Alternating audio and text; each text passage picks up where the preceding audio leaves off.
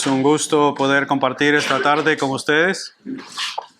Estamos muy agradecidos con el Señor que ayer permitió que nuestras hermanas se reunieran y tuvieran un buen momento y participaran asimismo entre ellas mismas para, como dice el tema o el lema de esas reuniones, creciendo juntas. Y qué bueno que estén creciendo juntas de la mano y creciendo asimismo en el conocimiento del Señor. Y el tema que se trató ayer, o relacionado más bien, es con uno de los atributos de Dios, que es el atributo por excelencia, que es la santidad de Dios. Y cómo esto afecta a la vida de nosotros, a nuestras vidas. Y qué tema tan interesante. Que el Señor les bendiga, hermanas, y siga en ustedes haciendo su obra. Amén. Bien, hermanos, como han notado, ha habido algunas semanas que hemos estado tocando algunos otros temas que habíamos considerado eran necesarios también tocarlos dentro de la iglesia, y habíamos suspendido por un momento el estudio más bien de la epístola a Santiago, pero hoy vamos a volverlo a retomar. Así que si son tan amables, si me acompañan a la epístola de Santiago,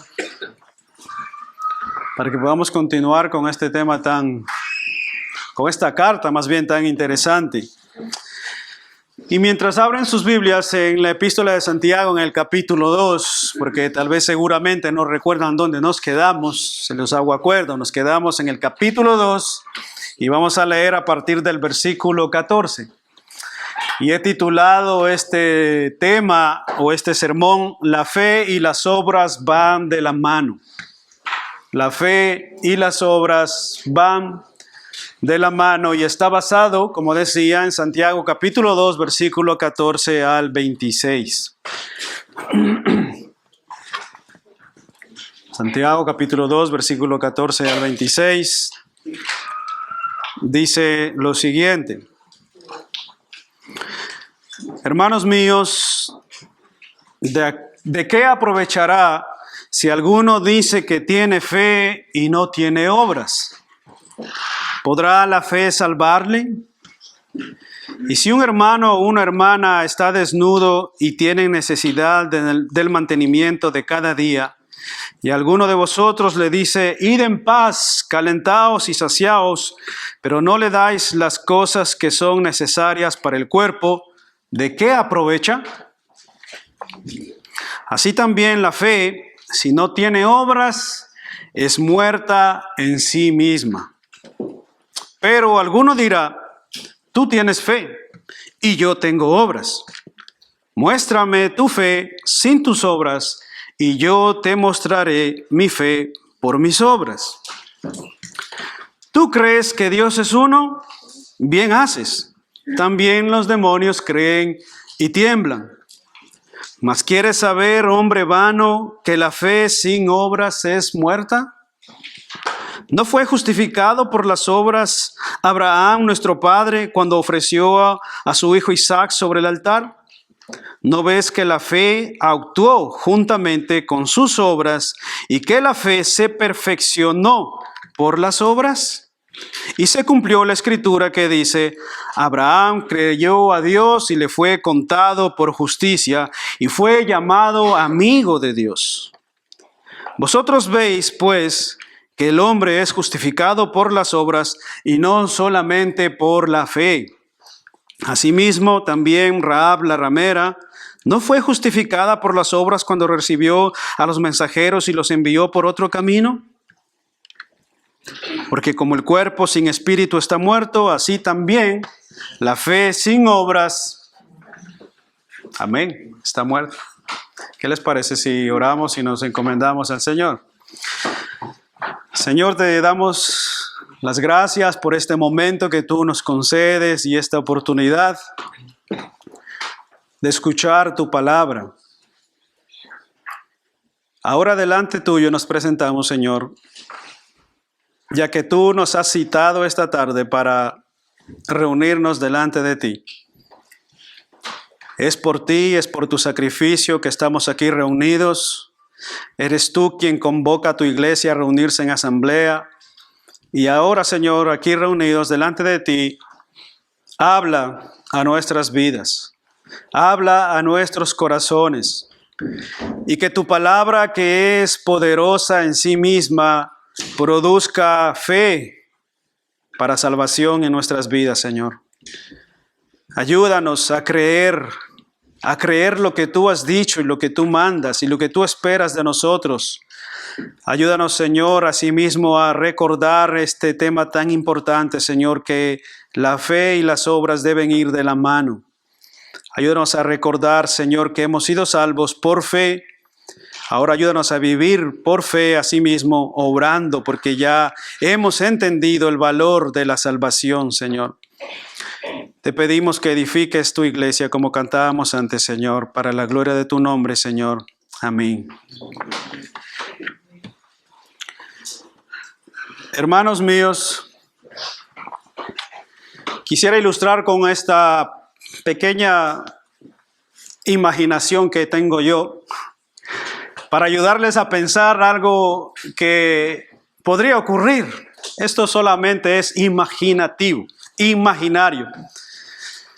Imagínense que están en un caso donde a alguno de ustedes, póngase en los zapatos, si a alguno de ustedes le da un repentino paro cardíaco y de repente está usted trabajando, está usted en su casa o donde quiera que esté, le viene de repente un paro cardíaco o un preparo cardíaco y queda tendido en el suelo. Vienen sus compañeros o sus familiares a auxiliarle, llaman a la ambulancia en el 911 viene volando. Lo montan usted a la ambulancia y se lo llevan corriendo al hospital más cercano que han encontrado. Lo meten a una habitación y comienza usted a notar que comienzan a conectarle cantidad de cables, cantidad de máquinas. Y usted se ve rodeado de muchos médicos ahí asustados por lo que le está ocurriendo a usted. Y por lo tanto, llaman al médico, al doctor, al cirujano de turno de ese momento para que venga a operarle del corazón corriendo con toda urgencia y a toda prisa. Entonces, abren la megafonía y llaman al doctor, al médico, y el médico viene corriendo asustado, sudando, preocupado por la situación y lo ve tendido usted en la cama y los médicos alrededor y todas las máquinas ahí funcionando para intentar salvarle la vida y que a usted no le pase nada porque usted necesita una urgente intervención quirúrgica en su corazón, una operación a corazón abierto. Pero de repente hay un silencio total y rotundo dentro de esa habitación y todos los médicos quedan totalmente sorprendidos por lo que el médico que iba a operarle a usted acaba de confesar. El médico que iba a operarle a usted acaba de confesarle a los médicos que estaban esperándole para que él opere que él necesitaba el trabajo y por eso había postulado para ese puesto, pero que él no tiene ni la más mínima idea de hacer una operación a corazón abierto. ¿Cómo se sentirían cada uno de ustedes? Hermanos míos, pues igual que un médico que dice ser cirujano y no tiene ni la más mínima idea de una operación a corazón abierto, es un cristiano que dice ser cristiano y no tiene obras. Es absolutamente incoherente. No es lógico. No cabe en la mente de Dios. Hermanos míos, la fe sin obras es como un auto sin llantas. La fe sin obras es como un ave sin alas. Y la fe sin obras es como un cuerpo sin huesos. Y más peor aún, la fe sin obras es como un alma sin Cristo. Hermanos, esta sección de Santiago a menudo ha planteado grandes preguntas e interrogantes a los lectores de la Biblia. Porque hay una aparente contradicción entre la salvación y las obras. De hecho, el famoso reformador Martín Lutero desechó a la epístola de Santiago de su traducción del Nuevo Testamento y la declaró una epístola de hojarasca. Por esta parte de aquí. Por ejemplo, en sus epístolas a los romanos y a los gálatas, Pablo enseña que nadie puede salvarse por las obras. La salvación se recibe solamente por la fe. Sola fide, cantamos de hecho. Y en este pasaje, Santiago afirma que la fe sola no es suficiente para demostrar de un corazón regenerado. En otras palabras, para ser eficaz, la fe debe ir acompañada por las obras. Y eso es lo que vamos a ver ahora a continuación a través de este pasaje. ¿Es que hay verdaderamente una contradicción entre Pablo y Santiago? ¿Podría existir tal vez acaso una contradicción dentro de la Escritura con dos apóstoles? ¿Es necesario las obras para la salvación aparente, como dice Santiago? ¿Qué piensan ustedes? ¿Cómo se relaciona entonces la fe con la salvación? Y para hacer este tema más corto, lo he dividido en 3 partes. Vamos a ver en primer lugar la verdadera fe, obra. En segundo lugar, una aparente contradicción. Y en tercer lugar, examinando nuestra fe. Así que veamos entonces en primer lugar la verdadera fe, obra, dice el versículo 14 al 19. Acompáñenme ahí para que veamos el ejemplo que Santiago nos pone. Hermanos míos, ¿de qué aprovechará si alguno dice que tiene fe y no tiene obras? ¿Podrá la fe salvarle? Y si un hermano o una hermana entra desnudo y tiene necesidad en el mantenimiento de cada día, y alguno de vosotros le dice, id en paz, calentaos y saciaos, pero no le dais nada de las cosas que son necesarias para el cuerpo, ¿de qué aprovecha? Así también la fe, si no tiene obras, es muerta en sí misma. Pero alguno dirá, tú tienes fe, yo tengo obras, muéstrame tu fe sin tus obras, y yo te mostraré mi fe por mis obras. Como ustedes notan, hermanos, Santiago da una sencilla ilustración para empezar su tema. Hace una ilustración, lo mismo que yo he hecho al inicio. Él dice, un creyente pobre, imagínense ustedes esta situación. Estamos todos en la iglesia y dice Santiago, un creyente pobre vino a la congregación sin ropa adecuada, vino hambriento, y las personas de esa iglesia que tienen una fe muerta, lo único que hicieron es decirle unas palabras piadosas de consolación. Le dijeron, mira, vete en paz a tu casa, prende bien el shofar de tu casa, caliéntate un poco y cómete alguna sopa que tengas por ahí. Mientras tanto, yo oraré por ti para cumplir o suplir tus necesidades.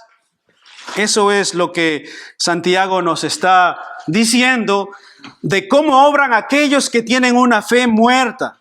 Y la pregunta que hace Santiago es importante. Yo la he parafraseado de la siguiente manera. ¿Podrá verse una fe con esa actitud como una fe verdadera? ¿Qué opinan ustedes? ¿Podrá verse acaso una fe con esa actitud como una fe verdadera? ¿Podrá verse una fe de la iglesia, de una iglesia, como una fe verdadera cuando ve a una persona que llega con una necesidad física o económica? ¿Es que podemos actuar indiferentes? La clase de fe que nunca se muestra en obras prácticas simplemente no existe. No es fe.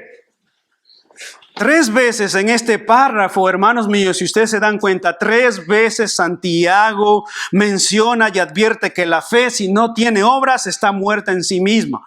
Lo menciona en el versículo 17, lo menciona en el versículo 20 y en el versículo 26. La fe sin obras está muerta, y Juan Calvino, otro de los grandes reformadores, comentando sobre este pasaje, dice lo siguiente, y escuche con atención. Dice él, es la fe sola la que justifica, Pero la fe que justifica nunca está sola. ¿Oyeron eso? Es la fe sola la que justifica. Amén, decimos a eso. Pero la fe que justifica nunca está sola. La verdadera fe en sí misma siempre trae vida y la vida produce buenas obras. Si ustedes se recuerdan, en la parábola del buen samaritano, ¿quién se identifica con el buen samaritano?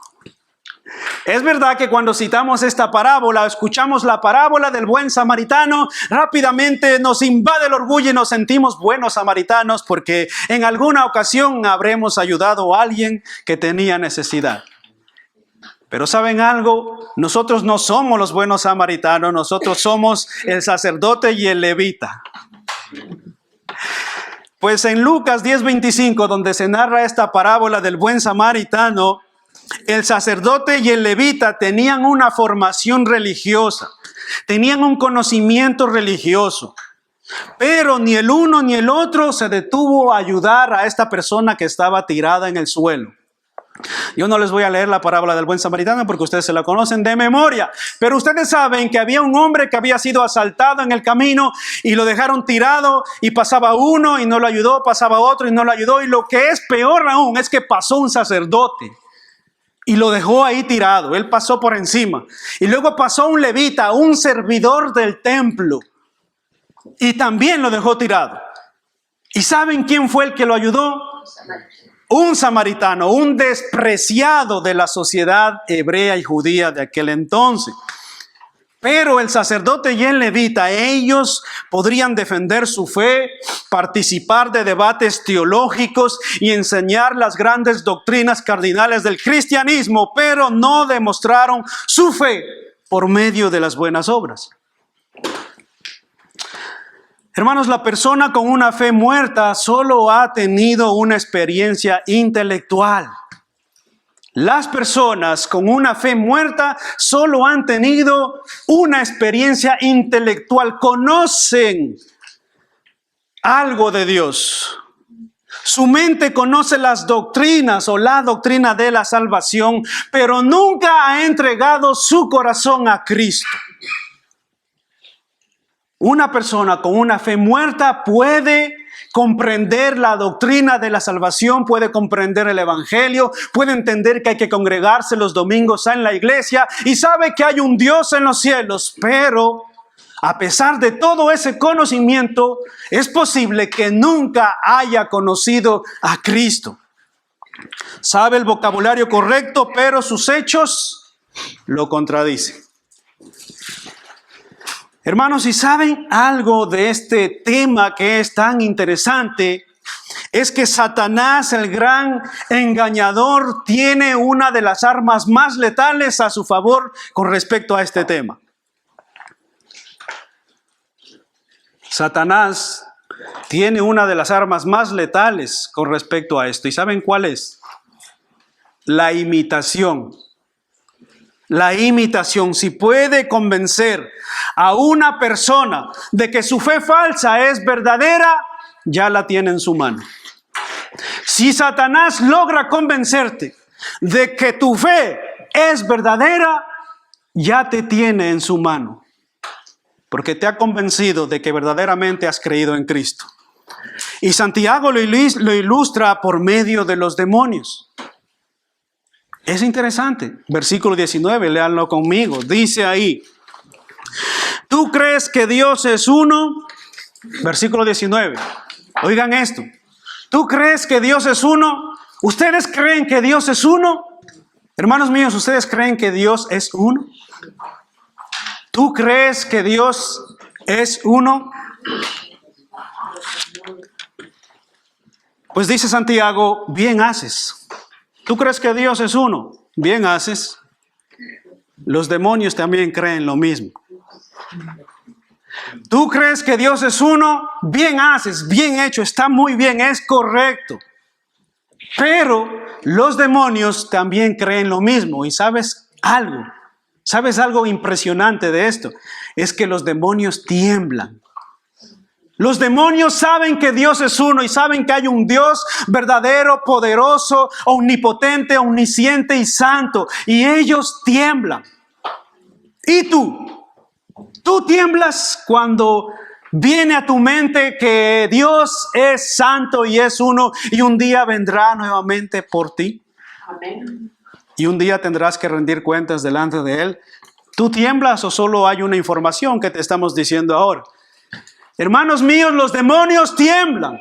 ¿Y nosotros qué hacemos con esta información? Y Santiago lo ilustra por medio de los demonios. Ellos creen en Dios, pero su creencia no ha afectado a sus vidas. Ellos hacen lo que quieren sin someterse a la autoridad de Dios.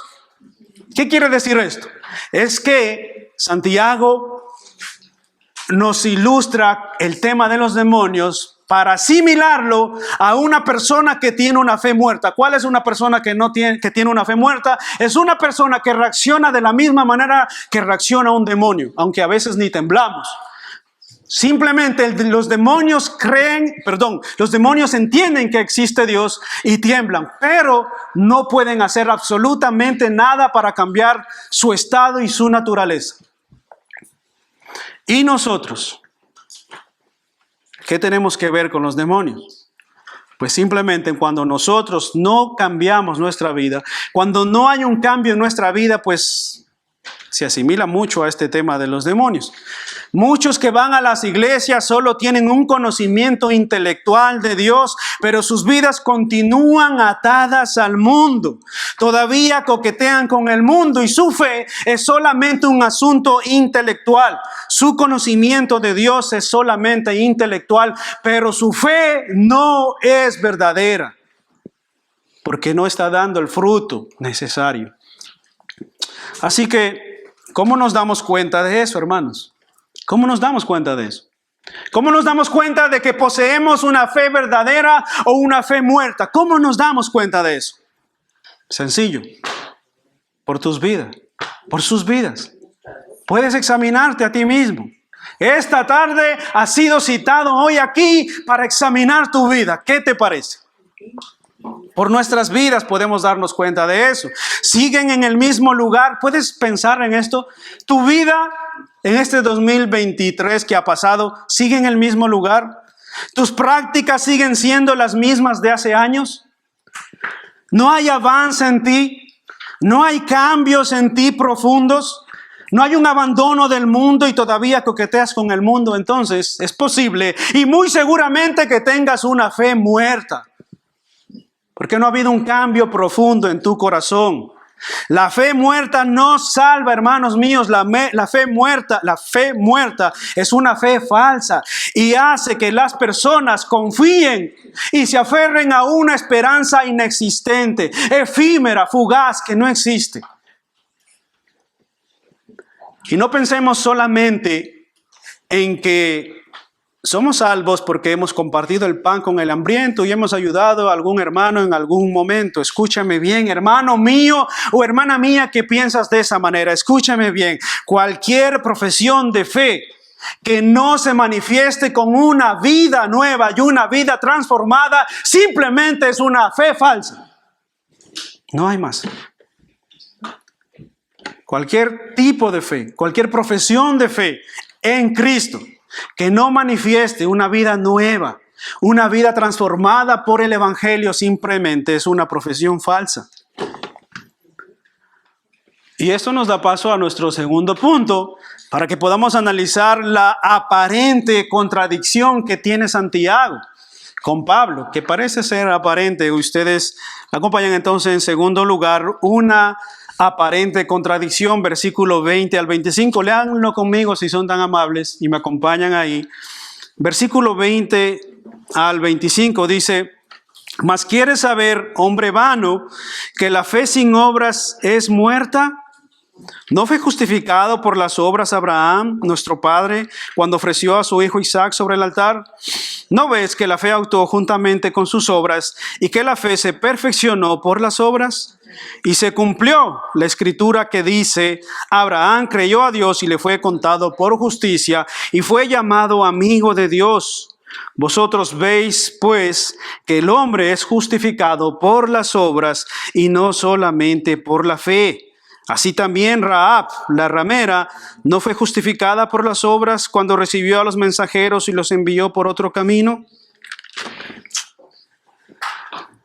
Hermanos míos, como decía en el título de este segundo punto, esta aparente contradicción ha causado que muchos piensen que hay, sí, justamente una contradicción en la Biblia entre Santiago y Pablo por el tema de las obras y la salvación.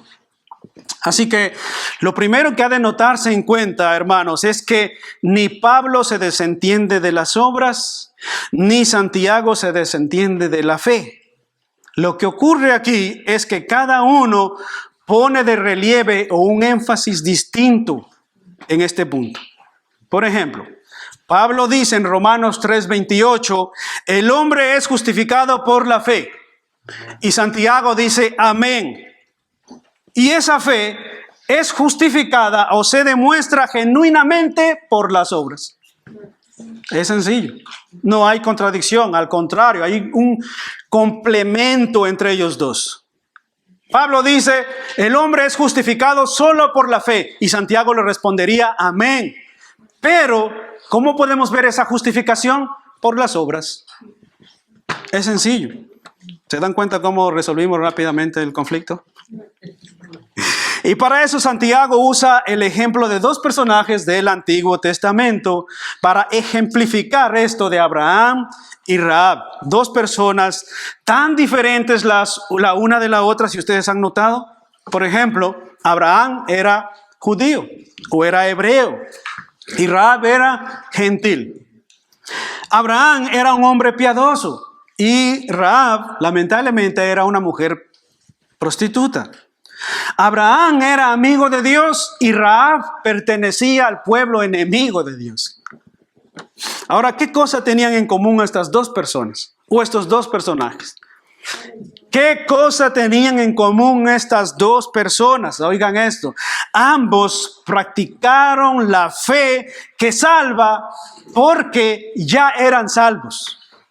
Ambos practicaron la fe que salva o pusieron por obra lo que ya habían creído previamente. Eso es lo que ellos tenían en común. Una fe que salva y que pusieron por obra en el momento oportuno. Pero lo que a veces confunde, si lo leemos de manera superficial, y si usted llega a este punto o a este pasaje, si lo leemos de manera superficial, lo que a veces confunde es que Santiago cita en el momento cuando Abraham iba a sacrificar a su hijo. Miren lo que dice el versículo 21. Entonces Santiago cita este acontecimiento, dice, ¿no fue justificado por las obras Abraham, nuestro padre, cuando ofreció a su hijo Isaac sobre el altar? Entonces pareciera cuando tú lees que fue en ese momento que él fue salvo por hacer ese acontecimiento, por hacer eso. Pero en realidad, hermano, lo que dice es que con eso Abraham demostró que era salvo, que ya había sido salvo. Él había creído a Dios previamente. Y la salvación de Abraham se relata en Génesis 15, versículo 5 y versículo 6. Dice lo siguiente, Génesis 15, versículo 5, dice, por la noche Dios mostró a su siervo las estrellas y le dio una promesa.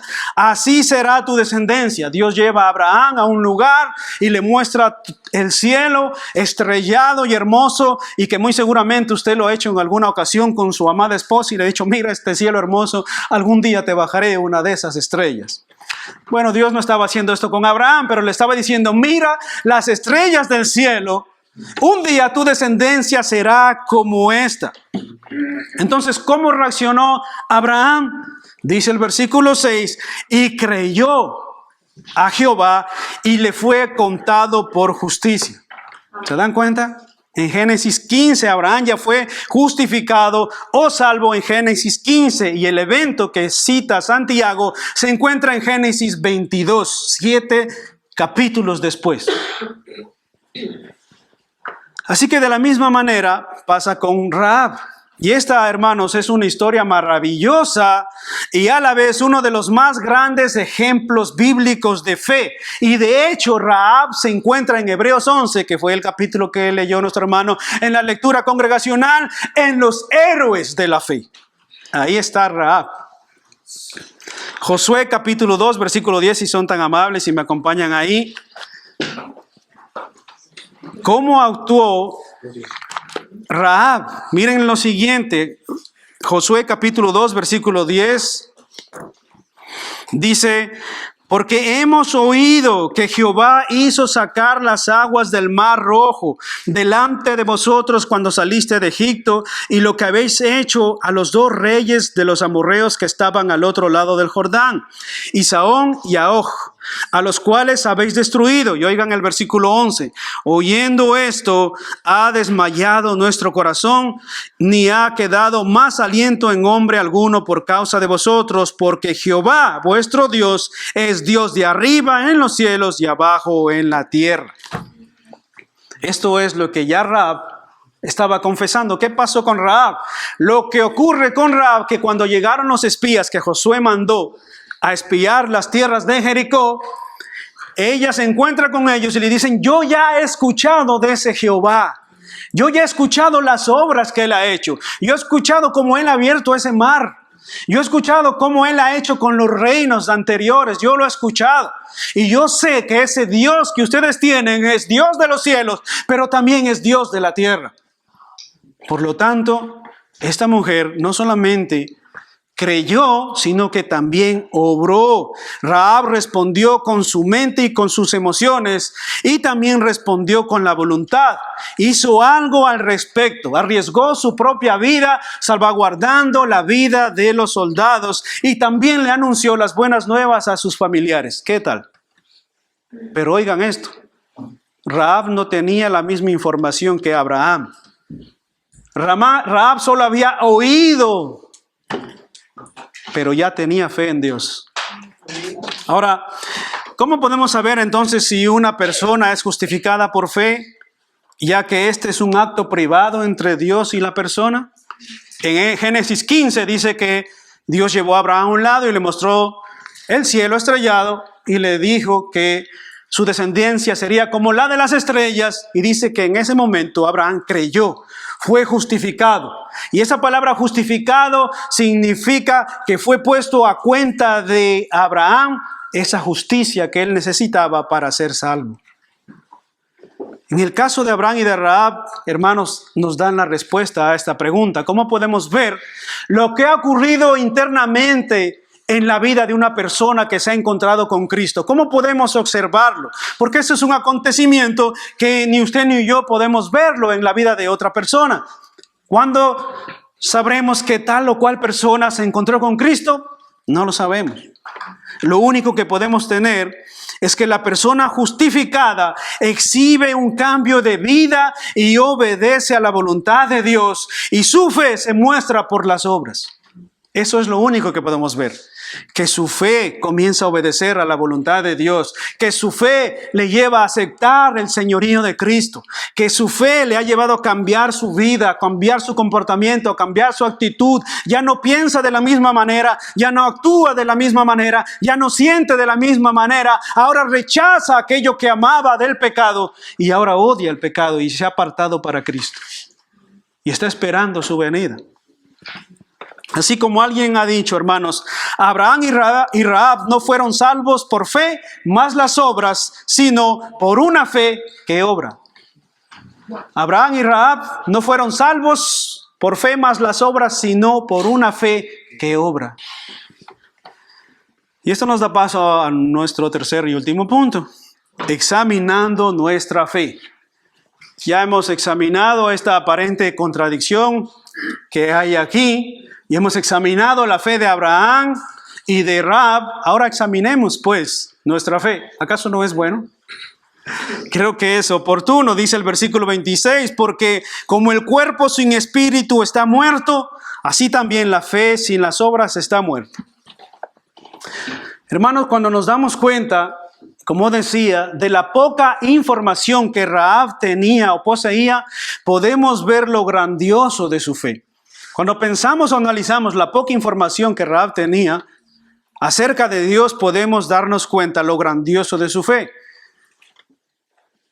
Comparándonos con ella, podríamos decir que nosotros en la actualidad tenemos la completa revelación de Dios por medio de la palabra de Dios. Rahab no tenía ninguno de los escritos que nosotros tenemos hoy en día. Rahab ni siquiera había escuchado de Jesucristo, aquel Mesías crucificado en el Calvario. Rahab ni siquiera había escuchado que el Espíritu Santo se derramó sobre la iglesia en Hechos capítulo 2. Rahab no tenía nada de esta información. Pero nosotros, con respecto a Rahab, en cambio tenemos una información más amplia. Tenemos la revelación completa de Dios por medio de su palabra. Y Hebreos capítulo 1 dice que Dios, habiendo hablado antes por los padres y los profetas, nos ha hablado a nosotros por medio de su Hijo. Y nos ha dado la mayor expresión de amor que nosotros como hombres podríamos tener. Y la mayor revelación. Así que, hermanos, nosotros vivimos de este lado del Calvario y tenemos al Espíritu Santo a quien nos convence y nos enseña la palabra. Pero Rahab no tenía nada de eso y sin embargo, lo poco que tenía le fue suficiente para creer en Dios. Amén. Es la fe viva que poseían hombres como Abraham y mujeres como Rahab, la fe que cambia la vida y trabaja para Dios. Esta es una fe verdadera. Esta es una fe genuina y es muy importante, hermanos, que cada persona que profesa ser creyente, cada persona que se identifica con Cristo, examine su corazón y su vida para asegurarse de que posee verdadera fe, una fe viva, una fe que salva y una fe que obra. Segunda de Corintios capítulo 13 versículo 5 dice, examinaos a vosotros mismos si estáis en la fe y probaos a vosotros mismos. ¿Oyeron eso? Amén. Esto es un llamado de atención. Examinaos a vosotros mismos si estáis en la fe que salva. Examinaos y probaos a vosotros mismos. Así que, hermano mío, hermana, amigo, amiga que nos visitas, esta tarde yo quiero invitarte a que puedas tú examinarte bajo la luz del nuevo nacimiento. Y permíteme hacer unas cuantas preguntas antes de terminar con este tema, para que tú puedas examinarte a través de estas preguntas que voy a realizar y puedas examinarte y evaluarte a ti mismo si estás o no estás en la fe que salva. Escúchame con atención. Número 1, lo voy a citar en primera persona para personificarlo. Personifícalo para ti esta pregunta. Mira, número 1, hubo una vez en que reconocí que realmente era pecador y lo confesé a Dios. ¿Ha pasado esto contigo? Hubo una vez en que reconocí que realmente era pecador y lo confesé a Dios. Hubo una vez en que mi corazón me movió a huir de la ira venidera. ¿He sentido la tristeza que es según Dios por mis pecados? ¿O simplemente he sentido remordimiento, pero no arrepentimiento? En tercer lugar, ¿entiendo correctamente el Evangelio? ¿Que Cristo murió por mis pecados y que resucitó? ¿He confiado en Cristo y solo en Él como mi Salvador? ¿Ha pasado esto en tu vida, joven, jovencito, hermana, hermana que estás aquí? ¿Entiendes correctamente el Evangelio? ¿Crees que Cristo murió por tus pecados? ¿Has confiado en Cristo como tu único y suficiente Salvador? Bien, si tu respuesta es afirmativa, es bueno. Pero si tu respuesta es negativa, yo te quiero invitar a que te acerques a Cristo. Pero si tu respuesta es positiva, bien, tiene que tener una consecuencia. ¿Cuál es la consecuencia? Mi cuarta pregunta, escúchalo. ¿Me he arrepentido sinceramente de mis pecados y los he abandonado? ¿Me he arrepentido sinceramente de mis pecados y los he abandonado? ¿O todavía amo y disfruto secretamente el pecado? ¿Qué ha ocurrido conmigo? Número 5. Gozo de una relación vital con Él a través de la meditación de la palabra y la oración. ¿Estás tú gozando a través de la meditación de la palabra y de la oración? ¿Tienes una relación con tu Dios? ¿Tú has estrechado esa relación con Cristo a través de su palabra y la oración? ¿Te deleitas tú en la oración? ¿Meditas tú en la palabra del Señor? ¿Procuro crecer en las cosas del Señor? Tú procuras crecer en las cosas del Señor. Puedes identificarte y examinarte. ¿Cuántos años llevas en la iglesia? ¿Cuántos años llevas congregándote? ¿Cuántos años llevas diciendo que eres cristiano? ¿Cómo ha sido tu crecimiento? ¿Cómo ha sido tu crecimiento en la iglesia, tu crecimiento en el Señor? ¿Cómo ha sido tu involucramiento para con tu iglesia local? Eso debe producir buenas obras a aquel que se encuentra con Cristo. En sexto lugar, ¿ha habido cambios en mi vida? Hermanos míos, ¿se dan cuenta otros que he estado con Jesús? ¿Se dan cuenta otros? ¿Pueden percibir otros que verdaderamente yo he tenido un encuentro con Cristo? ¿Practico buenas obras o son solo mis obras leves y ocasionales de vez en cuando? ¿Deseo hablar de Cristo a otros o me avergüenzo del Evangelio? ¿Deseo hablar con personas tal vez de mi trabajo, de mi escuela o de mi entorno sobre Cristo o me avergüenzo de Él? ¿Disfruto del compañerismo con los hermanos en Cristo o prefiero los del mundo? ¿Disfruto del compañerismo con los hermanos en Cristo o prefiero los del mundo? ¿Me deleito adorando a Dios o me deleito adorando a lo que el mundo me da y me ofrece? Y en noveno y último lugar, para no cansarles con las preguntas, ¿estoy listo para el regreso del Señor o tengo dudas de mi salvación si viniera hoy? ¿Estoy listo para el regreso del Señor o tengo dudas de mi salvación si viniera hoy? ¿Qué pasaría si el Señor viniera hoy?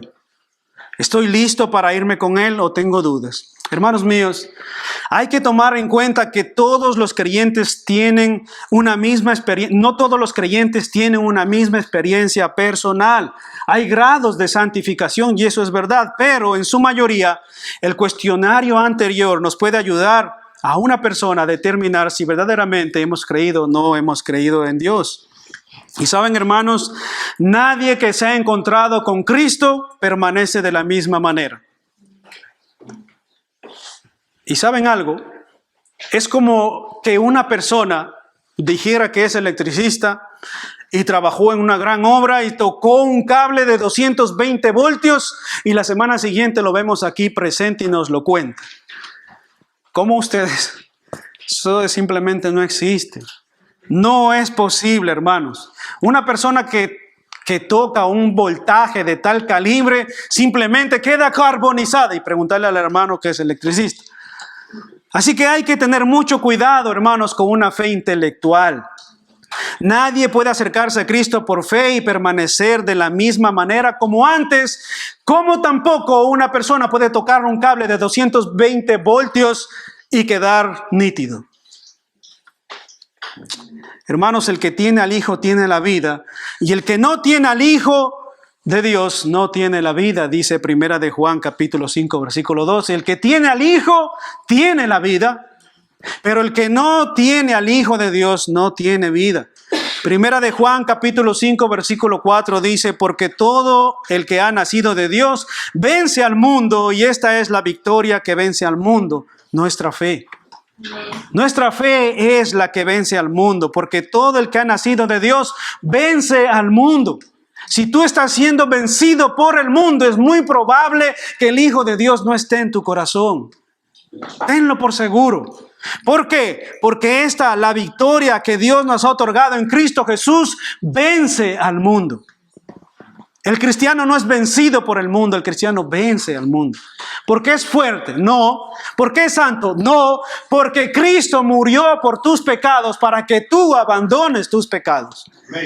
Entonces, si Cristo, hermano, nuestra fe está en Cristo, nuestra fe debe estar en su obra, nuestra fe debe estar en su sacrificio, porque si tienes al Hijo, entonces tienes la vida.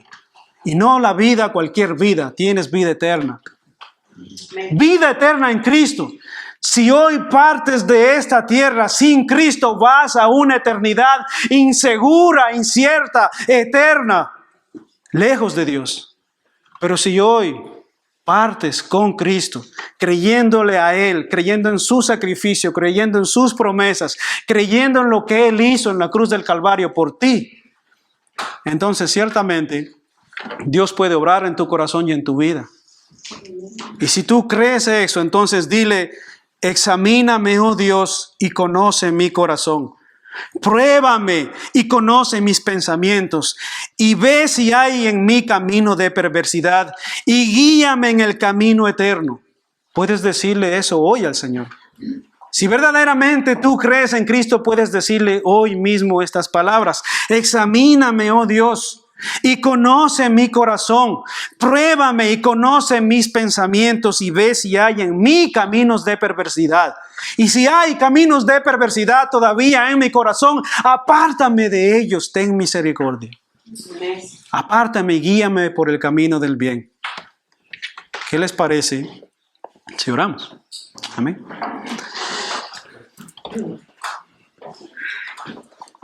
Oh Señor, te damos gracias por este momento que tú nos has permitido de compartir tu palabra. Y te rogamos que por la fe, Señor, que tú obres a través de tu palabra, oh Dios, que despiertes nuestros corazones, que nos animes, Señor. Y si hay personas que aún no te conocen en medio nuestro, Señor, oh Dios, ten misericordia y que puedan conocerte, Señor. Ten compasión, bendito Dios. Revélate a nuestras vidas, trae vida a nuestro corazón muerto. Y que hoy, Señor, como dice tu palabra, por haber escuchado tu palabra, puedas producir fe para creerte a ti, para creer en lo que tú dices, oh Dios. Examíname, oh Dios, examina mi corazón, ayúdame a hacer un balance en mi corazón y a no ser engañado por mis emociones, a no ser engañado por lo que pienso o siento, Señor. Ayúdame a ver si genuinamente he creído en ti, oh Dios.